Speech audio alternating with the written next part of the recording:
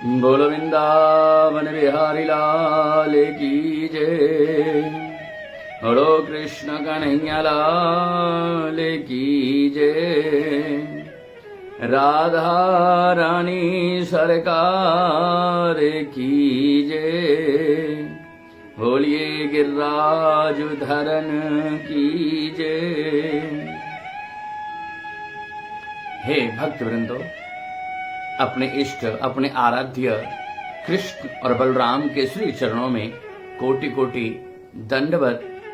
श्री किशोरी राधा रानी के दिव्य चरणों की दिव्य भाव की दिव्य ज्योति अपने हृदय में धारण करते हुए श्री गिरिराज महाराज की दिव्य तरहटी में विराजमान श्री गोवर्धन नाथ जी के श्री चरणों में बारंबार दंडवत। आप सभी वैष्णव वृंदों को बारंबार जय श्री कृष्ण। आहा, हे वैष्णव, आज का जो भाव है वो बड़ा अलौकिक भाव है, अनिर्वचनीय भाव है। और ये एक ऐसा है प्रश्न का उत्तर है आज के इस दिव्य भाव में कि जो प्रश्न प्राय सभी वैष्णवों के मन में निरंतर चलता रहता है। और भाव है कि भजन का लाभ हमें कैसे हो। हम जो भजन करते हैं उसका भाव हमारे हृदय में इस प्रकार स्थापित हो जाए कि हमारे द्वारा किया हुआ भजन हमें दिव्य शांति प्रदान कर दे। ऐसा सुंदर भाव। देखिए, एक बात समझने का विषय है कि जो भजन शब्द है, भजन करना, भजन माने माला करना, पाठ करना, ठाकुर जी को ध्याना, उनकी दिव्य धारणा अपने हृदय में धारण करना। ये जो भजन शब्द है ये बहुत गहरा है और इसकी गहराई को जो समझ लेगा वही भजन का लाभ प्राप्त कर सकता है। भजन का सीधा सीधा अर्थ है कि भजन वो है जो हमारे मन का मार्जन कर दे। मार्जन माने हमारे मन को पवित्र कर दे। जिस प्रकार झूठे बर्तन को साफ करने के लिए हम साबुन का प्रयोग करते हैं, मिट्टी का प्रयोग करते हैं, ताकि बर्तन के ऊपर जो झूठन है, जो चिकनाई है, वो चिकनाई साफ हो जाए। भजन भी वही माध्यम है कि भजन हमारे मन का मार्जन कर देता है। हमारे मन को, हमारे चित्त को, हमारी बुद्धि को, हमारी आत्मा को शुद्ध कर दे, वही भजन है। आहा, और समझ के देखिएगा, हमें भजन से सीखना चाहिए कि भजन करने के बाद हमारे जीवन में किंचित परिवर्तन कैसे आवे, भजन का शुभ लाभ हमें कैसे प्राप्त हो। हम अपने जीवन में सर्वप्रथम अपने इष्ट की ध्यान और धारणा कैसे करें, ये सीखने के लिए हमें अतरंग बहुत दूर नहीं जाना। आप वृंदावन जाते हैं, निरंतर ब्रज भूमि में प्रवेश करने का सुख और सौभाग्य हमें और आपको मिलता रहता है। हमें वहां जाकर के एक बहुत सूक्ष्म विषय सीखना चाहिए कि हमारे आराध्य कैसे हों और आराध्य के प्रति हमारी जो आसक्ति है, हमारे मन का जो भाव है, वो भाव कैसा हो। आप ब्रज में जाएं तो ठाकुर जी से सीखें कि आराध्य कैसा हो, अपने इष्ट के प्रति सच्ची भक्ति का भाव और उनकी दिव्य भावना हमारे हृदय में कैसे स्थापित हो। ठाकुर जी का दिव्य नाम है श्री गोपीनाथ, जो गोपियों के नाथ हैं। गोपियां जिन्हें अपना नाथ माने अपना स्वामी मानती हैं, राधा नाथ, जो राधा रानी को अपनी आराध्य देवी मानते हैं, ऐसे ठाकुर जी। राधा रानी अपने इष्ट के प्रति ठाकुर जी के मन में कितनी सच्चा भाव है, कितनी सच्ची वैष्णवता है, यह हमें ठाकुर जी से ही सीखना चाहिए। और जब वो निरंतर किशोरी राधा रानी का ध्यान अपने चित्त में, अपने मन में और अपनी बुद्धि में जब धारण करते हैं तो उन्हें एक दिव्य तेज की प्राप्ति होती है, एक दिव्य शक्ति की प्राप्ति होती है। कैसे? जब देवराज इंद्र पूरे ब्रजमंडल के ऊपर अपना प्रकोप दिखाता है तो उस समय ठाकुर श्री कृष्ण अपनी आराध्या शक्ति किशोरी राधा रानी का ध्यान लगाते हैं और ब्रजवासियों से कहते हैं, ध्यान लगा के गिरिराज पर्वत को धारण किया। ब्रजवासियों ने पूछा, इतनी शक्ति कहां से आई? तो बड़ा सुंदर भाव कहा, कछु माखन को बल बढ़्यो और कछु गोपन करी सहाय, श्री राधा की कृपा सो मैंने गिरवर लियो उठाए। अपने इष्ट के प्रति भाव कैसा हो, ये सीखने के लिए हमें अपने आराध्य देव ठाकुर श्री कृष्ण के दिव्य हृदय की जो चेतना है, हृदय की जो भक्ति है, उस भक्ति से ये सीखना चाहिए। जैसे ठाकुर जी अपने दिव्य आराध्या देवी किशोरी राधा रानी के श्री चरणों को अपने हृदय में धारण करते हैं और उनकी दिव्य शक्ति का प्रकाश गोवर्धन पर्वत को उठा के पूरे विश्व को, संसार को, जीव मात्र को दिखाते हैं, उसी प्रकार अगर हम भी अपने इष्ट के प्रति इतने सजग हो जाएं, इष्ट के प्रति इतना समर्पण भाव अगर हमारे मन में स्थापित हो जाए तो हमारे भी भजन में हमें दिव्य शक्ति की प्राप्ति होगी। एक और भाव को समझिएगा, भजन। भजन का शुद्ध व्याकरण में क्या अर्थ है? भजन का बड़ा सुंदर भाव दिया है। भज, भजन में दो शब्द हैं। पहले भज, भज धातु पित्यर्थ, इसका मतलब हुआ पित्यर्थ का मतलब है भज धातु का। यहां पर जो भजन में भज धातु है, उस भज धातु का अर्थ है पीना, आस्वादन करना। अर्थात अगर आप भजन करते हैं तो केवल माला को ढकेलने का नाम भजन नहीं है।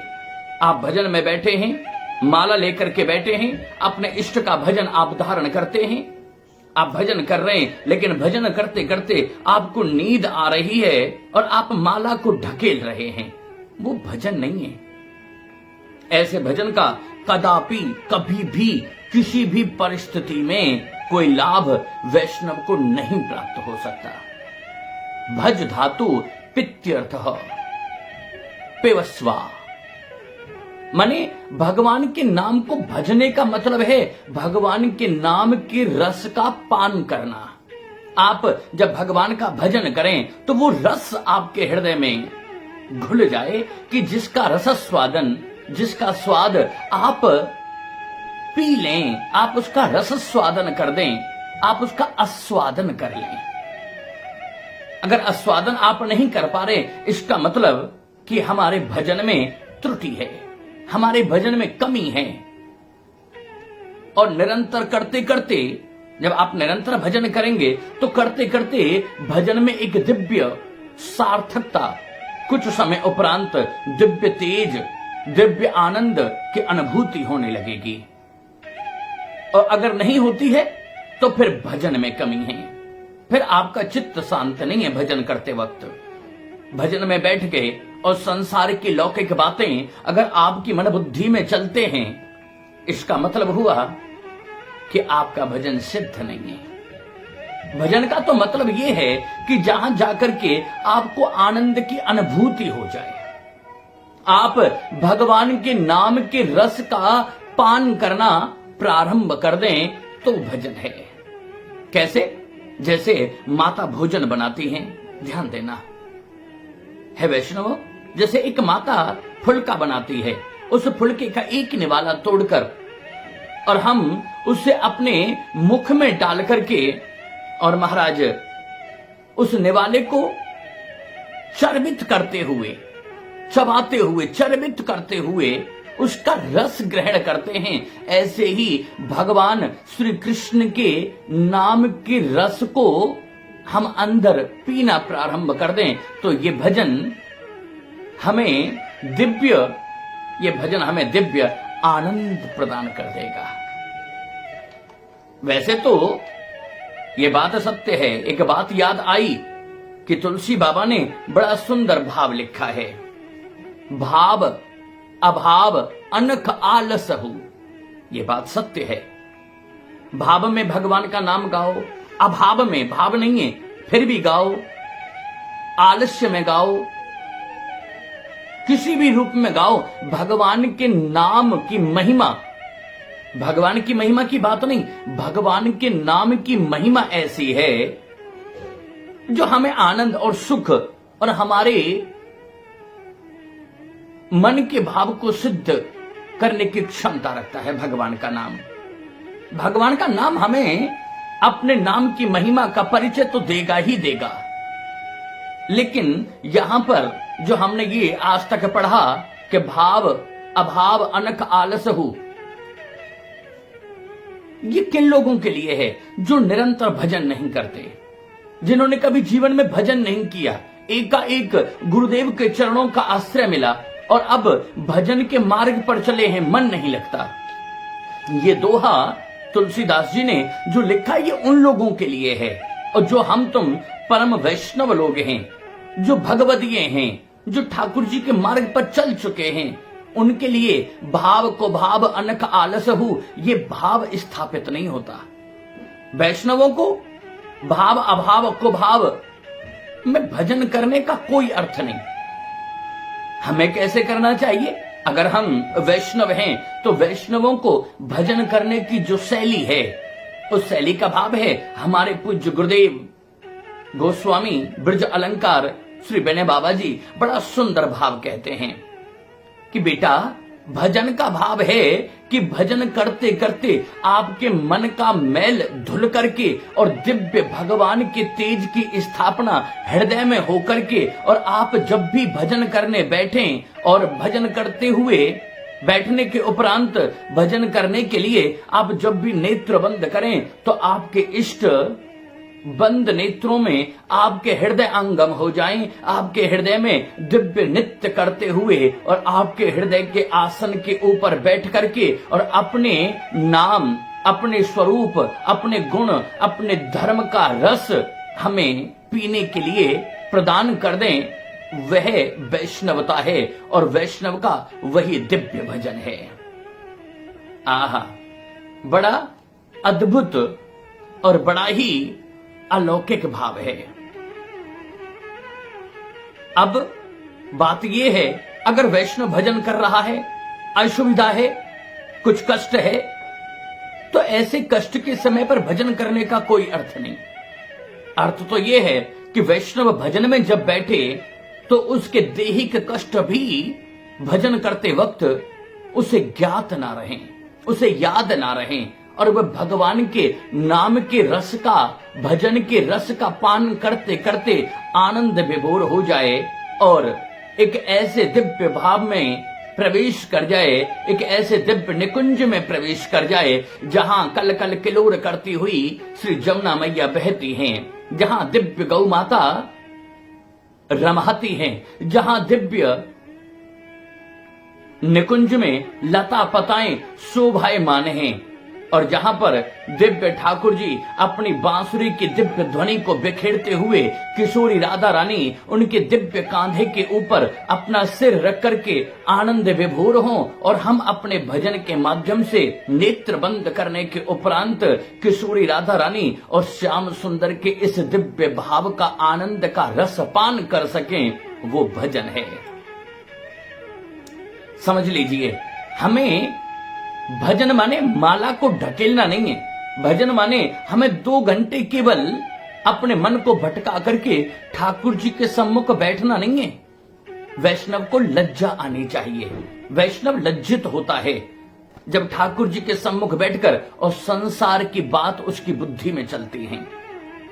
वैष्णव को तो लाज आनी चाहिए। वैष्णव तो वो है जो ठाकुर जी के सम्मुख बैठे तो ठाकुर जी का भाव का प्रभाव उसके जीवन में इतना हो कि वह निरंतर ठाकुर जी का ध्यान लगाते ही उसे दिव्य निकुंज के दिव्य भाव की लीला का आस्वादन होने लगे, रस का पान वह वैष्णव करने लगे। वही भजन है। और हे वैष्णवों, और बड़ा सुंदर भाव है। और जब वैष्णव भजन करने बैठे तो भजन करते करते भगवान से प्रार्थना करे कि हे प्रभु, इस भजन के रस का पान आप हमें कराएं और उस पान करने के उपरांत अपने दर्शन करने की अनुभूति हमारी बुद्धि को प्रदान करके हमारे भजन को सिद्ध और सार्थक बना दें। आहा, कुछ वैष्णवों ने बड़ा सुंदर भाव कहा है। भेजा प्रभु ने करने भजन तू, भजन बिन नरक में तुझको जाना पड़ेगा, जाना पड़ेगा। भेजा प्रभु ने करने भजन तू। वास्तव में प्रत्येक वैष्णव इस संसार में भगवान का भजन करने के लिए आया है। भजन का मतलब भगवान के नाम के रस का आस्वादन, रस का पान करने आया है। हे वैष्णवों, हमारा भजन हमें सिद्धि और सुख प्रदान कर सकता है। केवल अपनी मति, अपनी गति को थोड़ा सा परिवर्तित करें, ठाकुर जी के दिव्य स्वरूप को अपने चित्त में स्थापित करें, तो भजन हमें सुख और शांति और भगवान के दर्शन करने का लाभ प्रदान कर सकता है। आप सभी वैष्णवों को सादर जय श्री कृष्ण।